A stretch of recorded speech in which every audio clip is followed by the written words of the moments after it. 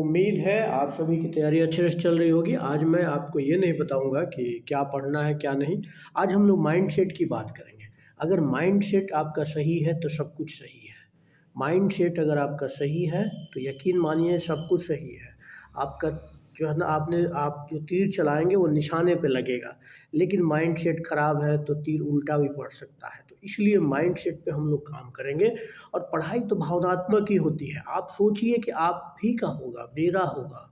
अगर ये नहीं सोचते हैं तो दुनिया बहुत जो है ना अच्छी नहीं है। और इतनी ज़्यादा कॉम्पिटिशन है, तो आप ये बार-बार अगर सोचते रहेंगे कि बहुत सारे लोग हैं, मेरा क्या होगा, कैसे करेंगे, तो सही में आपका नहीं होगा। इसलिए आप ज़रूर ये देखें कि मेरा ही होगा। पढ़ाई जो मैंने जहाँ तक देखा है, पढ़ाई क्या है, भावनात्मक है। यानी तीर आपने जो चलाया, वो तीर सही निशाने पे नहीं भी लगे तो भी आप मान के चलें कि वो सही निशाने पे जा रहा है, और धीरे-धीरे अपना जो है ना टारगेट को जो है ना अचीव कर सकते हैं। तो एक तीर चलाने से नहीं काम चलेगा, कई तीर चलाने होंगे, कई प्रयास करने होंगे, कई तरफ से आपको जो है मेहनत करना होगा, ठीक है? तो स्टडी आपका मूल मंत्र होना चाहिए, और भावनात्मक स्टडी कि मेरा ही होगा, ठीक है? तो मेरा ही होने का मतलब है कि आप जिस दायरे में हैं, ठीक है? उस दायरे को पहचानिए और खूब मेहनत कीजिए। अगर आपकी स्कूलिंग अच्छी नहीं है, तो आपको खूब लिखना है, नए-नए वर्ड्स को देना है, नए-नए शब्दों का चयन करना है, राइटिंग स्किल पे खूब मेहनत करनी है। नहीं तो भावनात्मक पढ़ाई कोई काम नहीं करेगी। हम ऐसा नहीं कह सकते कि मेरा ही होगा तब जब मैं सही दिशा में मेहनत करूँगा। तो माइंडसेट को बदलने की ज़रूरत है। आज ये वीडियो के माध्यम से आपके माइंडसेट को हम लोग बदलने का प्रयास करेंगे, या जो मैंने किया अपने तैयारी के दौरान। मैं भी बहुत एक कह सकते हैं कि सरकारी स्कूल से पढ़ा हुआ व्यक्ति था। लेकिन धीरे-धीरे जो है ना, ये माइंडसेट ही मुझे एक ऐसा काम किया जिससे कि धीरे-धीरे लगा रहा। और सबसे बड़ी बात है कि एक टेस्ट मैच है। आप टेस्ट मैच खेल रहे हैं, वनडे और टी20 नहीं है, तो इस पे पिच पे डटे रहना होता है। अगर जो आदमी पिच पे डटा रहेगा, जो दो दो आदमी जो हैं, जो आदमी पिच पे जो प्लेयर पिच पे डटा रहेगा, उसी को कामयाबी मिलती है। अपना चेहरा देखिए, शीशे में अपना चेहरा देखिए, और चेहरा देख कर के पूछिए कि आप क्यों आए हैं? आप क्यों तैयारी करना शुरू किए हैं? किसी के दबाव में किए हैं, या आपके अंदर से इच्छा है? अंदर से इच्छा भी है, तो इच्छा जो है वो रुचि जो है वो कहीं ऐसे तो नहीं है कि बस ऐसे किसी ने कहा इच्छा जग गई, नहीं। अगर अंतःकरण से, आपके मन से एकदम आप चाहते हैं कि आप तैयारी करें, आपको कुछ बनना है, अपने लक्ष्य को हासिल करना है, तब कहा जाता है। ये कहीं इच्छा आपकी मन की इच्छा उथली तो नहीं है। तो चेहरा देखिए अपना मिरर में, पूछिए कि क्या वाक़ई तैयारी करना आप चाहते हैं? या जो भी लक्ष्य आपने तय किया है, क्या उसके लिए कमिटेड है? अगर कमिटेड है तो फिर ठीक है।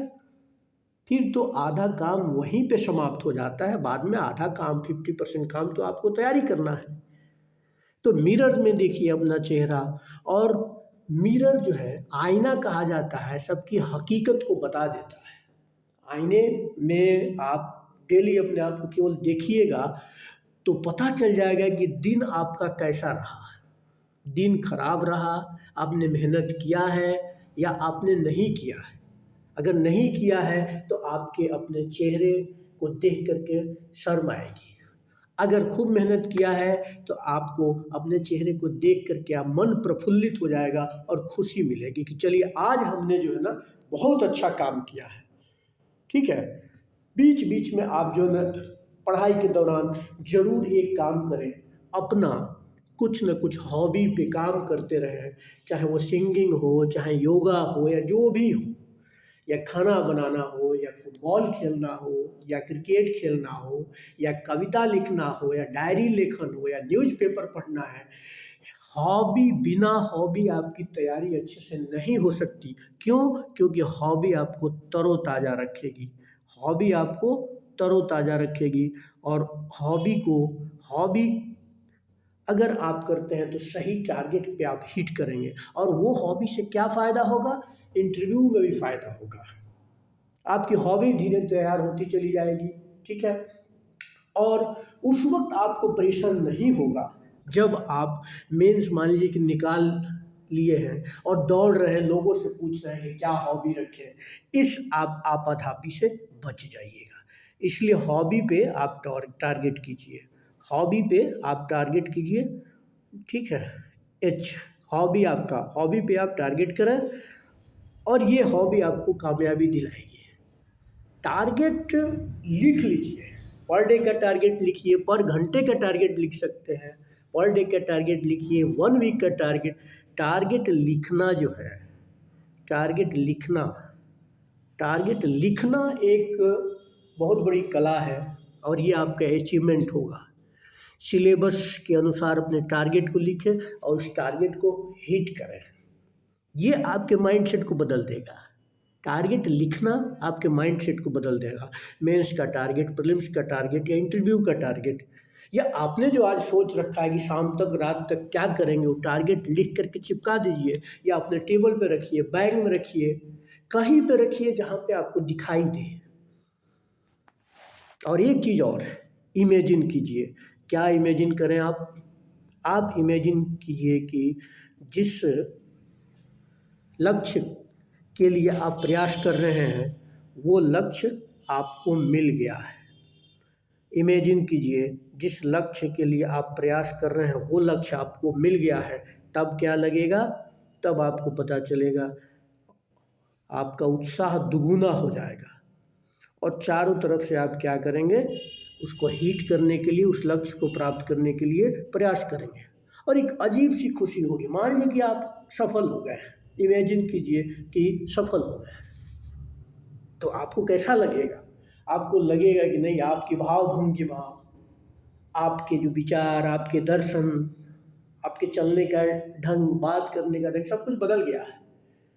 और वो 2 मिनट 4 मिनट का ही प्रोसेस होता है। जब आप इमेजिन करें उस वक्त देखिए कितना उत्साह आता है। आप सोचिए कि आप गांव में चले गए हैं सफल होकर के, ठीक है, तो लोग बधाई देने के लिए आ रहे हैं, जो इस रिश्तेदार कभी आपसे बात नहीं करते थे वो भी आ रहे हैं, आपको बधाई दे रहे हैं, कह रहे हैं कि मुझे तो पहले से मालूम था कि तुम्हारा होगा, ठीक है, बस समय की बात थी। ऐसा लोग कहने के लिए मिल जाएंगे।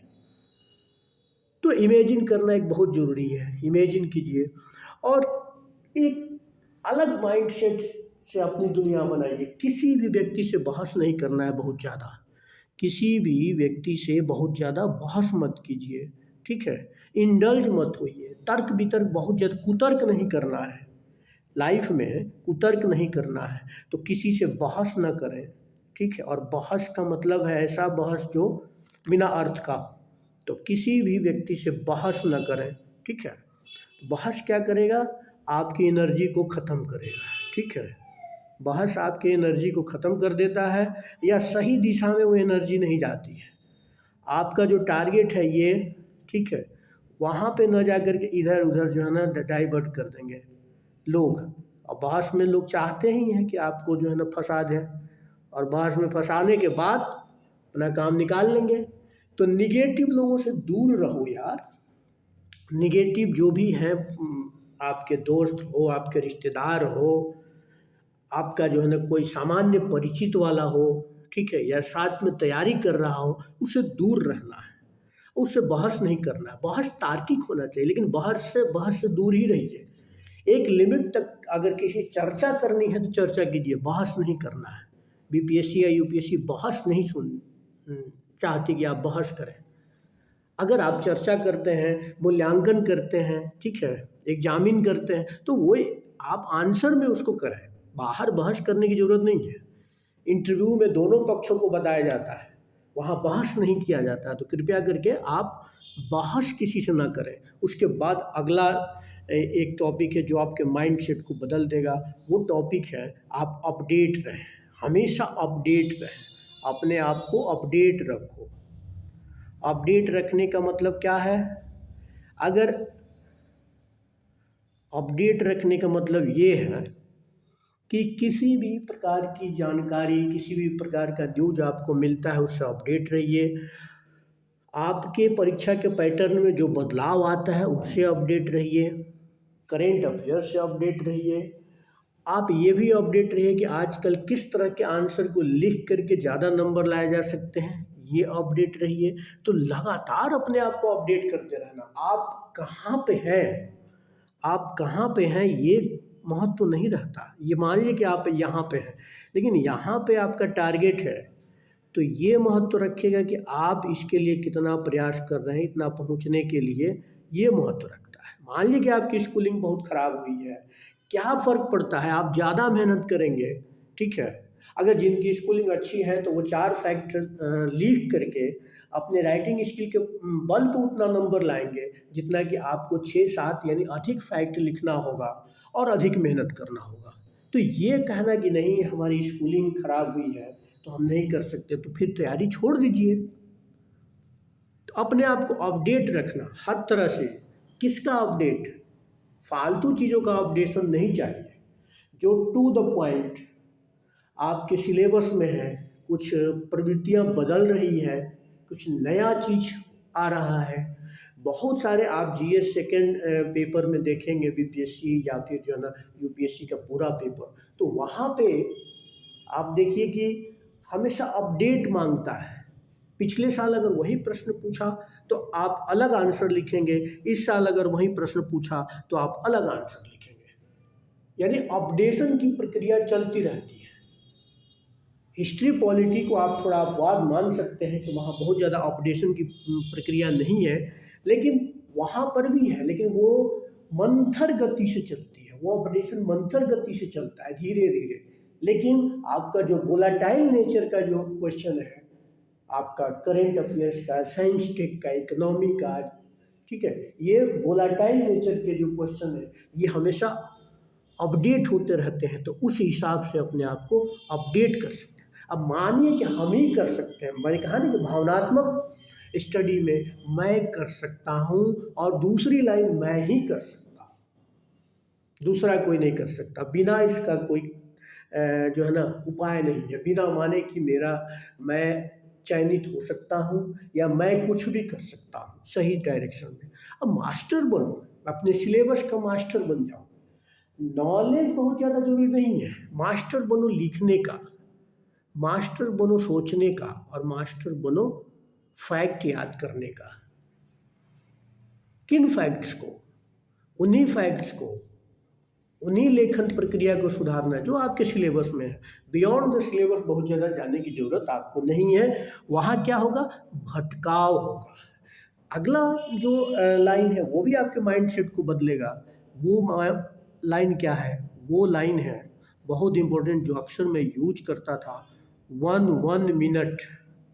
ठीक है, ये कह सकते हैं कि एक एक मिनट का जो 1 मिनट का यूज करो। कभी भी 1 मिनट को आप जाया मत करने दो, ये बहुत ज़रूरी है। 1 मिनट को अगर आप जाया करने देते हैं तो फिर आपके टारगेट अचीव नहीं होगा। हो सकता है किस मिनट में आपने क्या पढ़ा, क्या लिखा, वही एग्जाम में आ जाए। तो एक एक मिनट का हिसाब होना चाहिए। Every minute is count. Her minute count होगा आपकी सफलता में। तो एक एक मिनट का यूज, कई बार तो हम लोग कहते हैं हर पल का यूज करो या एक एक सेकंड का यूज करो। एक एक सेकंड को आपको थोड़ा सा मुश्किल होता है कि एक एक सेकंड को काउंट करना, तो एक एक मिनट को काउंट करके आप याद करें। एक एक मिनट का यूज करो, खूब लिखो, खूब लिखो। लिखने के अलावा कोई आपके पास नहीं है, इतना लिखो। लिखना यानी राइटिंग जो है, खूब लिखो, इसका कोई विकल्प नहीं है सिविल सेवा में। सिविल सेवा में इसका कोई विकल्प नहीं है, राइटिंग का कोई विकल्प नहीं है। ठीक है, राइटिंग का कोई विकल्प नहीं है। जितना लिखोगे उतना काम आएगा। अगर आप खूब लिखते हैं तो एग्जामिनेशन हॉल में वो जाके परिलक्षित होगा। खूब लिखो भाई, खूब लिखो। लिखना सबसे अच्छी चीज़ है। अब मैंने इसे अनुभव किया है कि अगर आप ज़्यादा से ज़्यादा लिखते हैं तो एक दो चीज़ें याद करते हैं। लिख लिख करके याद करना। कहा जाता है एक तो ऐसे अनमने ढंग से याद कर लिया, चलो कोई बात नहीं, एक लिख करके याद करना। तो कई कापियाँ जो है ना, मैं तो अक्सर कहता हूँ 8-10 पेज आप डेली लिखो। 8-10 पेज क्या अधिक लिख सकते हैं तो 20-20 पेज लिखो ना यार, कौन कहता है। तब तक मत छोड़ो पेन को जब तक हाथ नहीं दर्द करने लगे। तो खूब लिखना जो है ना आपके लिए आना चाहिए, चाहे आप परीक्षा के किसी भी चरण में हो, पहले चरण में है, दूसरे चरण में है, तीसरे चरण में भी लिखने की जरूरत है। इंटरव्यू आप देने जा रहे हैं तो आप तैयारी तो करेंगे ही करेंगे बोलने का, लेकिन साथ साथ कुछ चीज़ें लिख करके भी उसको बोलने का प्रयास करेंगे। तो लिखना बहुत जरूरी है। और अपने ऊपर कभी अविश्वास भी करना है कि नहीं होगा, नहीं होगा तो भी छोड़ के चले जाइए। तो अपने ऊपर विश्वास रखो कि मैं कर सकता हूँ, दूसरा कोई ऑप्शन नहीं है। अपने ऊपर कभी भी अविश्वास मत कीजिए। अगर अविश्वास आ रहा है, कहीं आपका जो है माइंड सेट बदल रहा है, आप डिमोटिवेट हो रहे हैं, तो फिर अपने पेरेंट्स का चेहरा याद कीजिए, ठीक है, या अपना चेहरा मिरर में देखिए। तो आप अगर चेहरे को देख करके शर्म आती है या चेहरे को देख करके खुशी आती है, तो शर्म आती है तो आप डिमोटिवेटेड हैं, या फिर कहीं ना कहीं टाइम आप जो है ना बर्बाद कर चुके हैं। अगर आपको खुशी होती है अपने चेहरे को देख करके, यानी सही ट्रैक पे हैं आप, सही ट्रैक पे हैं। ये चीज़ आपको जो है ना करना ही पड़ेगा। दूसरी बात है कि आपका लक्ष्य दिख रहा है और उस लक्ष्य को आप ही हासिल कर सकते हैं। छोटी मोटी गलतियां तो होती रहेगी जीवन में, लेकिन उन गलतियों से आप सीखते रहिए, सीखते रहिए। इंसान वो नाकामयाब होता है, नालायक होता है जो अपनी गलतियों से नहीं सीखता है और उसको सुधारता नहीं है। अवसर आपको मिला है तो अवसर मिला है, सभी को अवसर नहीं मिलता। आप देखिए अगल बगल अपने गांव में देखिए, अपने शहर में देखिए, कहाँ अवसर मिलता है कुछ करने का, कुछ बनने का। आपको अवसर मिला है तो उसे कैच कर लेना है। देखिए ये बातें मोटिवेशन तो पैदा करेगी, हो सकता है कि आप इसको सुन करके जाके कल भूल जाए, लेकिन अगर मनन करेंगे तो ये चीज़ें जो है ना काफ़ी काम करेगी। मैं पहले ही कह चुका हूँ कि पढ़ाई केवल जो है ना ऐसे ही नहीं होती, उसमें भावना जुड़ी होती है। अदरवाइज 4 लाख 5 लाख लोग बैठ रहे हैं तो आप ये सोचिएगा कि अरे मेरा कैसे होगा, तो फिर नहीं होगा। यही सोचिए कि नहीं मेरा जरूर होगा, मेरा ही होगा, तो आपका माइंड सेट बदल जाएगा, ठीक है। और वहाँ पे आप टारगेट करो, एंट्री वहाँ पे करो जहाँ पे लोग लैग कर रहे हैं। कुछ ऐसे क्वेश्चंस का आंसर आप तैयार करोगे जो थोड़ा सा अलग हो, और उसको एग्जाम में पहले लिखो। एग्जाम में पहले लिखने से एग्जामिनर का भी माइंडसेट बदल जाता है। आप अपना ही माइंडसेट नहीं बदलते, उसका भी माइंडसेट बदल जाता है। तो बाद के कुछ समान आंसर भी आप लिखेंगे तो फिर वो अच्छे नंबर देगा, 1-2 नंबर तो अच्छा ही। और अपने आप को फ्लेक्सिबल रखो, एक रिजिड नहीं होना चाहिए कि नहीं लकीर का फकीर नहीं होना चाहिए, आंसर में बदलाव करते रहना चाहिए, ठीक है। और उम्मीद है कि एक दिन आप जरूर सफल होंगे। ये विश्वास अपने आप पे बनाए रखना होता है, कभी घबराना नहीं चाहिए। किसी दिन आपकी पढ़ाई होगी नहीं होगी, ठीक है, घबराओ मत, एक दिन आपका भी समय आएगा, ठीक है। और सभी अपने सिलेबस को अच्छे से समझने की कोशिश तो करो। नहीं भी आता है, कठिन है, कुछ ऐसे जो सेक्शन जो थोड़े कठिन माने जाते हैं, इकोनॉमिक्स या इंडियन इकोनॉमी, उसको भी लगातार समझने की कोशिश करो तो आपको संतुष्टि भी मिलेगी, ठीक है। और थोड़ा भी समझ लिए, मान लीजिए कि पूरा बाँह नहीं पकड़ में आया, चलिए एक उंगली पकड़ में आया शुरू में, तो उसी से संतुष्ट हो जाओ। अगले दिन थोड़ा सा और बढ़ाएंगे, अगले दिन और बढ़ाएंगे। और बहुत ज़्यादा लालच नहीं करना चाहिए एक ही दिन में हम सारा इकोनॉमिक्स पढ़ लेंगे या कोई सेक्शन जो नहीं आ रहा है, धीरे धीरे पढ़ना है। तो बहुत ज़्यादा लालच भी नहीं करना है कि चलो एक दिन में जो ना हो गया। एक दिन में कुछ नहीं होता, 2 दिन में कुछ नहीं होता, ये टेस्ट मैच है और आपको मास्टर बनना है, इस खेल का एक मास्टर बनना है। एग्जामिनेशन क्या है, खेल ही है। आप इंटरव्यू देने जाओगे तो 15 मिनट में आपका थोड़ी व्यक्तित्व को तराश देंगे या पहचान लेंगे कि आप कैसे हैं, नहीं, वहाँ पर रोल प्ले करना होता है। तो एक गेम आप खेल रहे हैं, तो इस गेम को खेलने में अगर आपको मज़ा आने लगा तो फिर आप बहुत अच्छा कर जाएंगे, ठीक है।